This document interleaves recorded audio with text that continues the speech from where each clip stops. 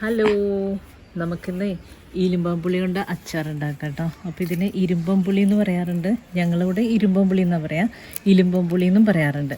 ഇത്രയും വലുപ്പമുള്ളതൊക്കെ വെച്ച് ഉണ്ടാക്കി കഴിഞ്ഞാൽ നല്ല ടേസ്റ്റ് ആയിരിക്കും. നല്ല മൂത്തതിനേക്കാളും ഇങ്ങനെ ഒരു ഇളം പ്രായത്തിലുള്ളത് വെച്ച് നമുക്ക് ഉണ്ടാക്കാം. അപ്പോൾ ഇതൊരു 6 മാസക്കാലം എങ്ങനെ കേടാവാണ്ട് സൂക്ഷിക്കാൻ പറ്റണമെന്നുള്ളത് ഞാൻ കാണിച്ചു തരാം. അപ്പോൾ നമുക്കിതൊന്ന് പൊട്ടിച്ചെടുക്കാം.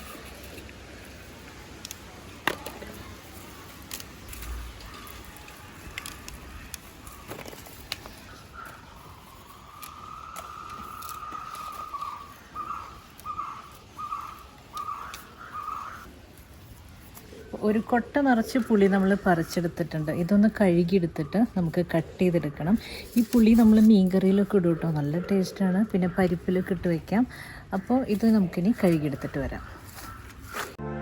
ഇപ്പോൾ പുളി നമ്മൾ നന്നായി കഴുകിയെടുത്തിട്ടുണ്ട്, വെള്ളമൊക്കെ വാർത്തെടുത്തിട്ടുണ്ട്. ഇനി ഇതിനെ കട്ട് ചെയ്തെടുക്കാം. അപ്പം ഞാനിവിടെ റൗണ്ടായിട്ടാണ് കട്ട് ചെയ്യുന്നത്.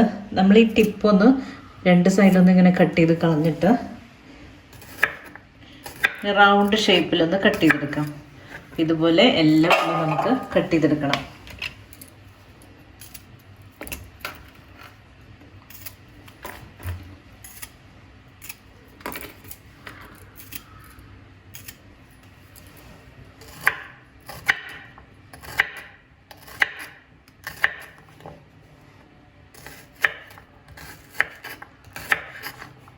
ഇപ്പോൾ പുളിയെല്ലാം കട്ട് ചെയ്തെടുത്തിട്ടുണ്ട്. ഇതിനൊന്ന് വാട്ടിയെടുക്കണം. അപ്പം ഞാനിവിടെ ഒരു പാത്രത്തിൽ കുറച്ച് വെള്ളം തിളപ്പിക്കാൻ വെച്ചിട്ടുണ്ട്. അതിലേക്ക് കുറച്ച് ഉപ്പിട്ട് കൊടുക്കാം. ഞാനൊരു 2 ടേബിൾ സ്പൂൺ ഉപ്പിട്ട് കൊടുക്കുന്നുണ്ട്. ഇനി അരിഞ്ഞു വെച്ചിരിക്കുന്ന പുളിയിലേക്ക് ഇട്ട് കൊടുക്കാം. ജസ്റ്റ് ഇട്ടിട്ട് അപ്പം തന്നെ നമുക്ക് തിരിച്ചെടുക്കാം കേട്ടോ. കുറേ നേരിട്ട് തിളപ്പിക്കേണ്ട ആവശ്യമൊന്നുമില്ല. ഇതിടുമ്പോഴേ ഇതിൻ്റെ കളറൊക്കെ മാറും. അപ്പം നമ്മൾ ഈ പുളി വെച്ചിട്ട് നമ്മളിപ്പം മീൻ കറി ഉണ്ടാക്കുകയാണ്, ചമ്മന്തി ഉണ്ടാക്കുകയാണ് ഒക്കെ ആണെങ്കിലും ഇതുപോലെ ഒന്ന് തിളച്ച വെള്ളത്തിൽ അല്ലെങ്കിൽ ചൂടുള്ള വെള്ളത്തിലിട്ടിട്ട് ഒന്ന് വാട്ടിയെടുത്തിട്ട് വേണം ഉപയോഗിക്കാനായിട്ട്. കണ്ടതിൻ്റെ കളറൊക്കെ മാറി. നമുക്കിപ്പോൾ തന്നെ ഇത് കോരിയെടുക്കാം. ഈ പുളി ഇതിലേക്ക് ഇട്ടിട്ട് 2 മിനിറ്റ് പോലും ആയിട്ടില്ല. അപ്പം തന്നെ നമ്മൾ കോരിയെടുക്കുകയാണ്. ഇതിനിങ്ങനെ കോരിയെടുക്കാം.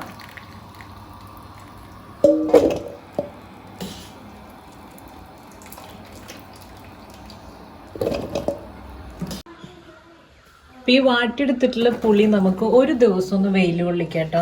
അതിന് ശേഷം അച്ചാറിടാം. അപ്പോൾ ഈ വെയിൽ കൊള്ളിച്ചതിന് ശേഷം അച്ചാറിടുമ്പോൾ കേടാവാതിരിക്കും. ഇങ്ങനെ ഉണങ്ങി വരുമ്പോൾ നല്ല മണമാണ് ഈ പുളിക്ക്.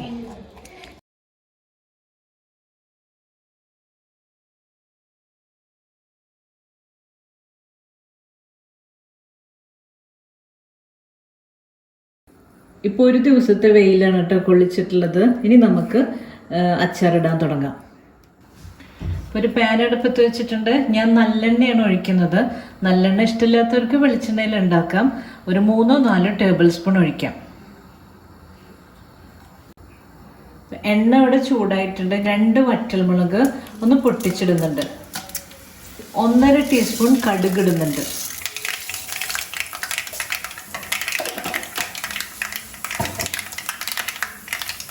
കുറച്ച് കറിവേപ്പില കൊടുക്കുന്നുണ്ട്.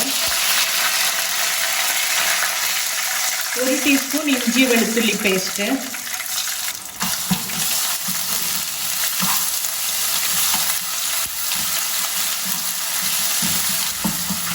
ഇഞ്ചി വെളുത്തുള്ളിയുടെയൊക്കെ ഈ പച്ചമണം മാറുന്ന വരെ നമുക്കൊന്ന് വഴറ്റി കൊടുക്കാം. ഈ ഫ്ലെയിം ഒന്ന് നന്നായി കുറച്ചിട്ടിട്ട് പൊടികൾ ചേർക്കാം. 1/2 ടീസ്പൂൺ മഞ്ഞൾപ്പൊടി, 2 ടേബിൾ സ്പൂൺ എരിവുള്ള മുളക് പൊടി ചേർത്ത് കൊടുക്കുന്നുണ്ട്.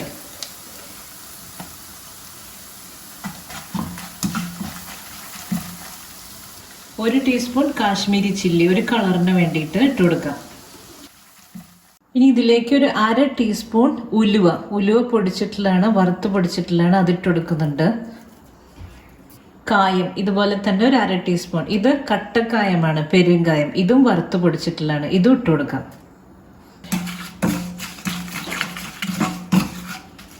ഒരു നുള്ള് കായം പൗഡറും കൂടെ ചേർക്കുന്നുണ്ട്.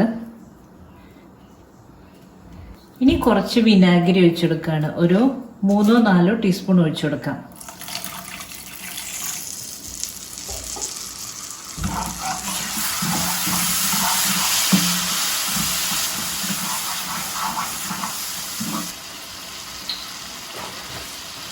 വിനാഗിരി കൂടെ ചേർത്തിട്ട് ഇങ്ങനെ തിളച്ച് വരാൻ തുടങ്ങിയിട്ടുണ്ട്. അപ്പോൾ നമ്മൾ ഉണക്കിയെടുത്തിട്ടുള്ള ഈ പുളി ഇട്ട് കൊടുക്കാം.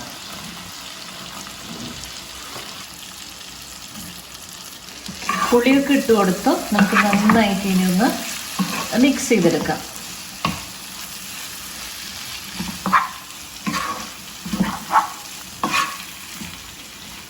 ഇപ്പം നമ്മൾ നന്നായി മിക്സ് ചെയ്തെടുത്തിട്ടുണ്ട്. ഇതിന് ഉപ്പ് പാകമാണോ നോക്കുക. ഉപ്പ് കുറവാണെങ്കിൽ കുറച്ചിട്ട് കൊടുക്കാം. അപ്പം ഞാനിവിടെ കുറച്ച് ഉപ്പ് ഇട്ട് കൊടുക്കുന്നുണ്ട്.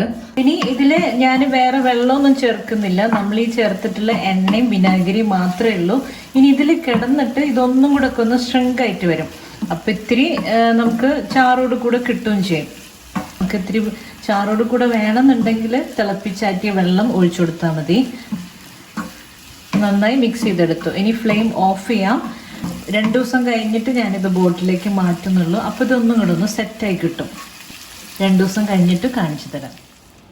അപ്പം നമ്മൾ അച്ചാറിട്ട് വെച്ചിട്ട് 2 ദിവസമായി. എണ്ണയൊക്കെ തെളിഞ്ഞു വന്നിട്ടുണ്ട്, നന്നായി സെറ്റായിട്ടുണ്ട്. ഇനി നമുക്കിത് കുപ്പിയിലേക്ക് ഇട്ട് വയ്ക്കാം.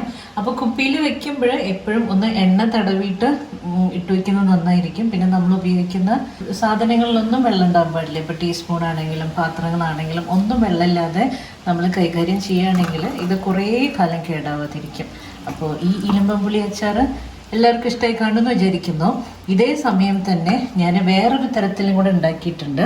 ഇത് നമ്മൾ മറ്റേത് വെള്ളം തിളപ്പിച്ചിട്ടിട്ട് അതിൻ്റെ കറ കളഞ്ഞിട്ടാണ് ഉണ്ടാക്കിയത്. ഇത് ഡയറക്റ്റ് അരിഞ്ഞിട്ട് മഞ്ഞൾപ്പൊടിയും മുളക് പൊടിയും ഉപ്പും പുരട്ടി വെച്ചതിന് ശേഷം ഇതേപോലെ തന്നെ അച്ചാറിട്ട് വെച്ചാണ്. അപ്പോൾ ഈ 2 തരത്തിലുള്ള അച്ചാറും എല്ലാവർക്കും ഇഷ്ടമായി കാണുമെന്ന് വിചാരിക്കുന്നത്. അടുത്തൊരു വീഡിയോ ഇനിയും കാണാം. നന്ദി, നമസ്കാരം.